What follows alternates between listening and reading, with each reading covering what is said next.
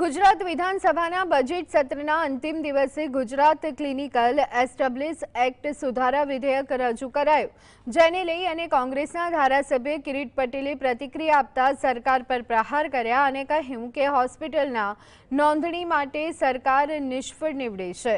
સરકારે બનાવેલા કાયદાનું પાલન સરકાર કરાવી શકતી નથી. તેમણે કહ્યું કે કાયદો બનાવવામાં આવ્યો તે ડોક્ટરની સલાહ લેવામાં નથી આવી, માત્ર ડોક્ટરને પરેશાન કરવાના હેતુથી કાયદો બનાવવો અયોગ્ય છે.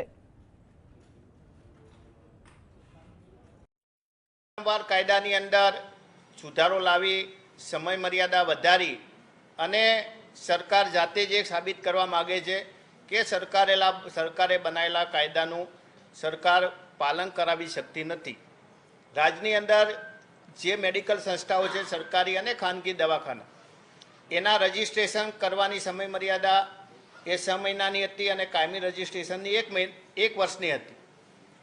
આટલો સમય થયો, 7 વર્ષ થયા, છતાં પણ સરકાર એ સદંતર નિષ્ફળ રહી છે.